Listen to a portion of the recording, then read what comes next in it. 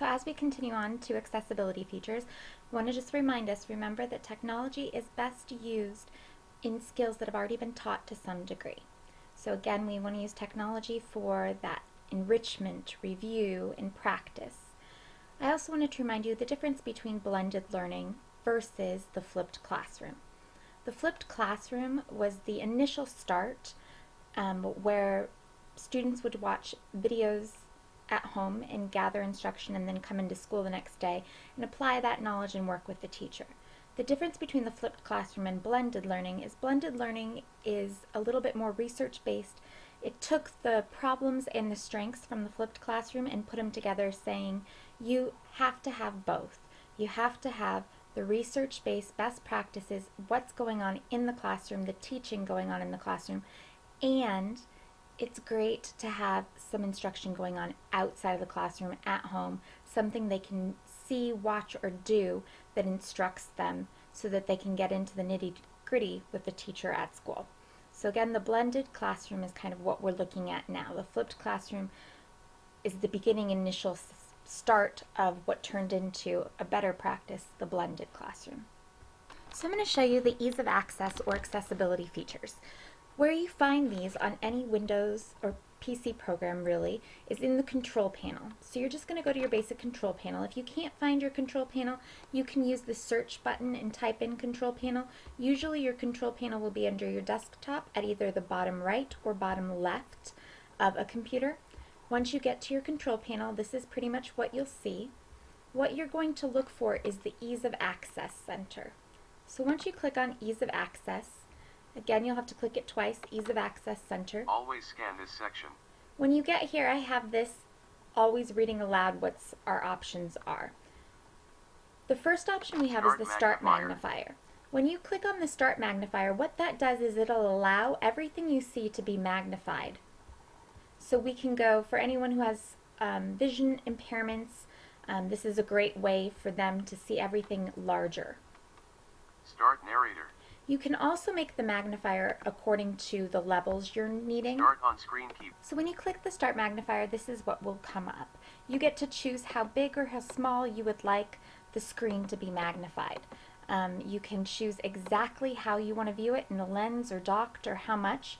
And then there are other little options that you can choose that really help in the magnifying of your computer screen. The on-screen keyboard is a mini keyboard that's going to pop up that you can use instead of your basic keyboard. You can use this in Word, in any sort of device that we want to use. What's nice about it is that it has the most frequently used words spelled at the top for you, so you can also use full words instead of just using individual letters when you spell. You can use it on Microsoft Word, an email, or really any device, publisher, anything that you would like to use. And that again is the on-screen keyboard. The next one I want to show you is Start Narrator. What Start Narrator does, Ease of Access Center window. Start Narrator button. Alt+N. Narrator reads aloud text on the screen. reads everything on the screen to you. So whenever you were to click on something, it would read it to you. Program Manager. Pane. Selected. Ia Lupus. Selected. Gifted and Talented Staff Presentation Differentiation. Tooltip. Gifted and Talented Staff Presentation Differentiation. So the next section we're going to look at is to set up the high contrast. Ease of Access Center. This is where you'll find where to turn on or off the narrator once you start it, and to turn on an audio description. So that provides a description of everything that's happening in the video. So if you can't see it, you can hear all about it. You can also turn on the magnifier here, or you can choose that high contrast theme here for, again, students who may have any sort of visual delay or visual need for an accommodation. That's where you would find it. Also in the Ease of Access Center, you'll find at the very bottom, again, you go to Ease of Access Center, and when you go to the bottom, it'll provide other accommodations such as use the computer without a display, make the computer easier to view, mouse accommodations, and visual and sound accommodations, and then at the bottom, making it easier to touch or easier to focus on specific tasks. So here we're going to go again to the control panel, Ease of Access Center, and we're doing speech recognition.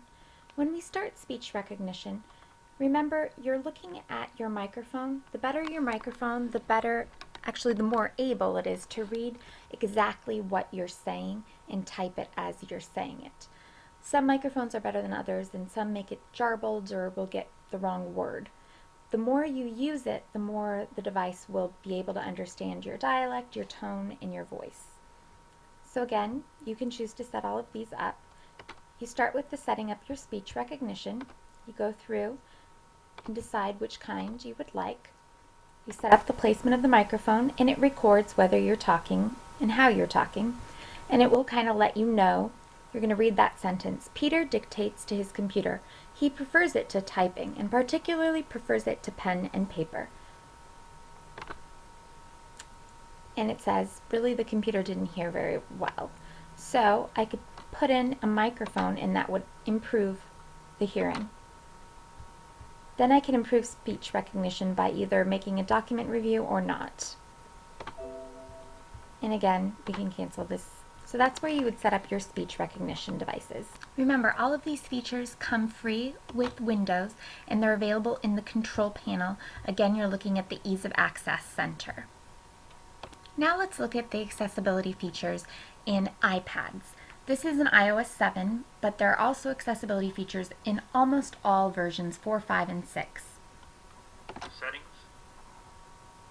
You'll start out by going to Settings and General. Then on the right side, I'm going to choose Accessibility. And right off the bat, you'll notice that whereas before the accessibility options were at the bottom of this pane on the right side, they're now closer to the top where they're much easier to find. So we go into Accessibility, and the options are organized in the same way as before, as vision, hearing, learning, physical, and motor. You'll notice that the triple-click home option is now called the accessibility shortcut, but it still works the same way as before. If I go into VoiceOver, there are a couple of options here that allow you to customize VoiceOver. You can turn off the sound cues that VoiceOver uses, so you can leave it to just use the speech. I can also enable a large cursor, which I love because it helps me see the VoiceOver cursor much better. There's also enhanced support for Braille, and this includes the use of Nemeth code for equations, as well as automatic Braille translation. And the language rotor is now called the Languages and Dialects option.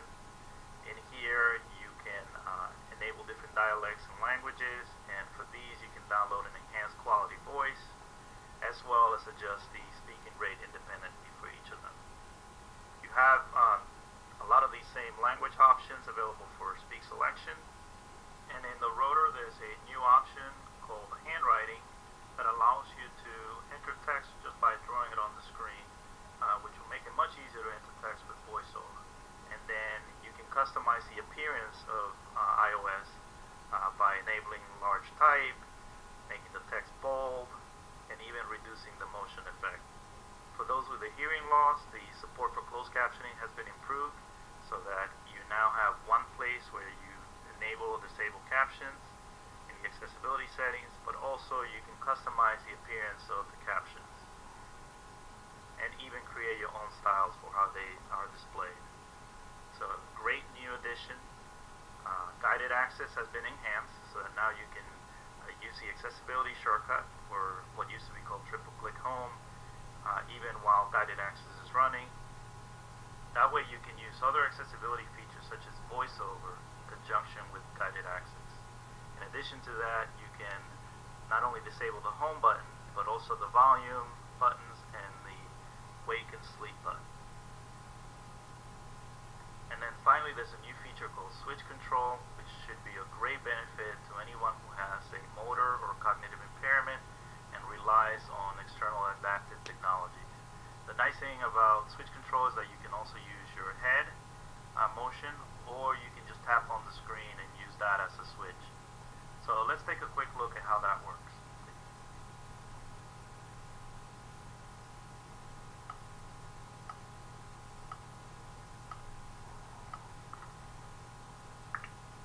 So I've set up the switch control to use my screen as a switch. So all I need to do is tap on the screen, and that's the equivalent of pressing a button on a switch.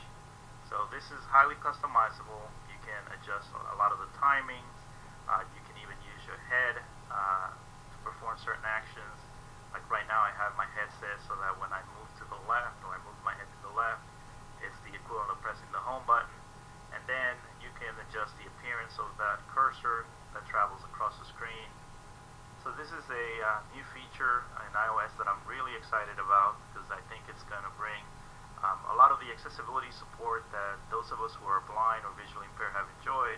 Now people with motor or cognitive disabilities are going to be able to take advantage of.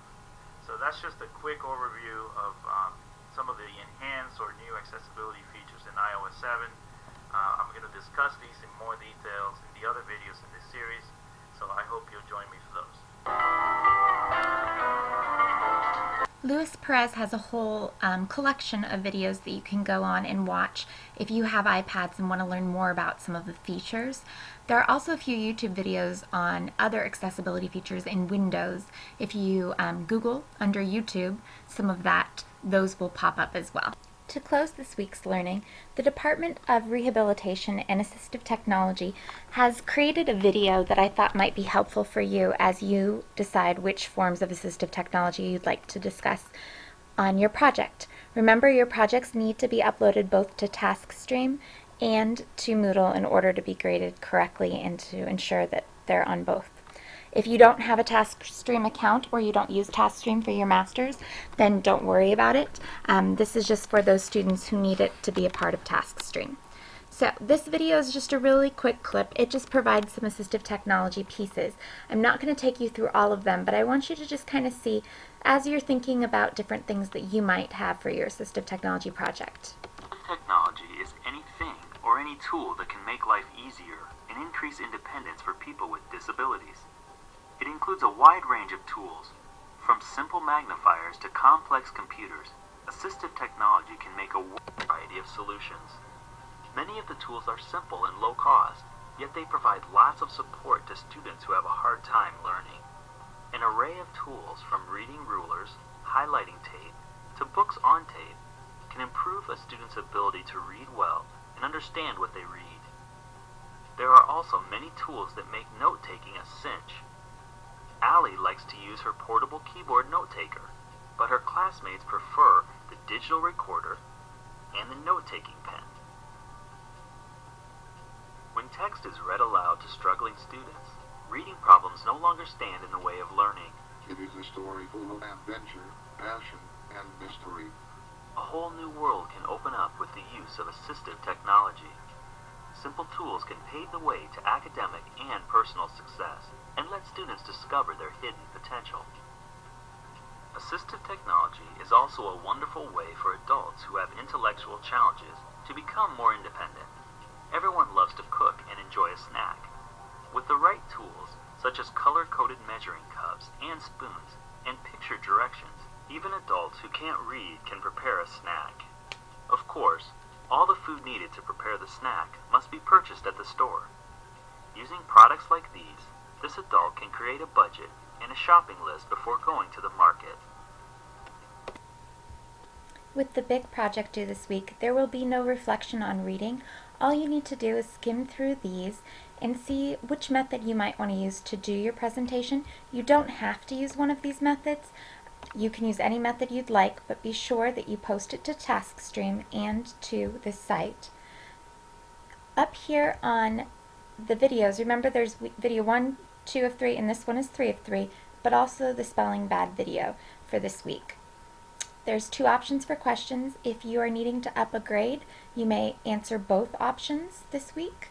Just send me an email to let me know that you're trying to improve one of your grades by doing the second question so that I know to get that grade to you.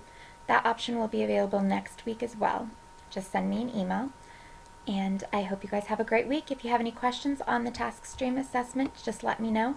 This is one example there for you of just an example of someone else's version of assistive technology and the sample that they did. Again, your presentation from Assignment 7 can be a Venn diagram, a movie, a visual, anything.